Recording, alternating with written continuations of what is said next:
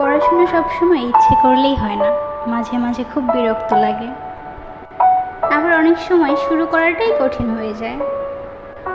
তাহলে কিভাবে অ্যাটেনটিভলি দীর্ঘক্ষণ পড়াশোনা করা যায়? এজন্য কিছু বিষয় মনে রাখতে পারো।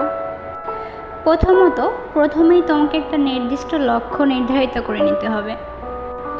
তুমি কি হতে চাও, কেন পড়াশোনা করছো, তোমার ফিউচার কি, সেটা পরিষ্কারভাবে তোমাকে জানতে হবে এবং একটা আউটলাইন নির্ধারিত করে ফেলতে হবে। যেমন তুমি যদি ডাক্তার হতে চাও বা ইঞ্জিনিয়ার হতে চাও বা যে কোনো প্রফেশনে যেতে চাও, সেই জায়গাটায় আগে নিজেকে চিন্তা করে তারপর তোমার পড়াশোনা করতে হবে।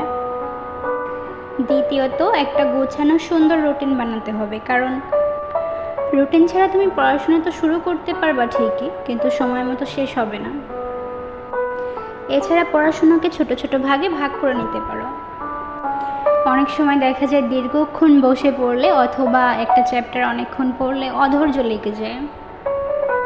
সেই ক্ষেত্রে পড়াশোনাকে যদি ছোট ছোট ভাগে ভাগ করা যায় তাহলে পড়াশোনাতে অনেক বেশি মোটিভেটেড থাকা যায়।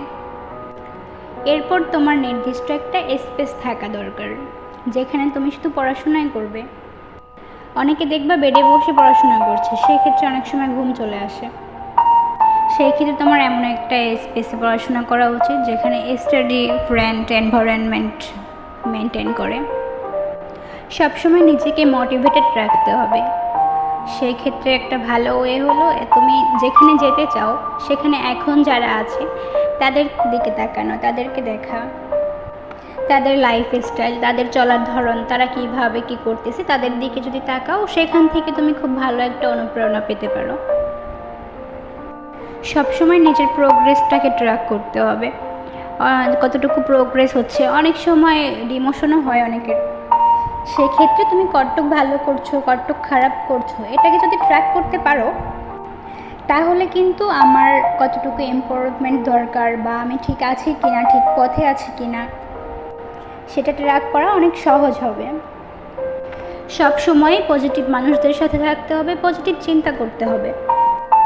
কখনোই নেগেটিভ মানুষদের কথা শোনা যাবে না। তুমি দেখো, তুমি যখন হতাশ হয়ে যাও তখন কিন্তু তুমি পড়াশোনা থেকে দূরে চলে যাও, অনেক কিছু ভালো লাগে না, অনেক সময় ঘুম আসে।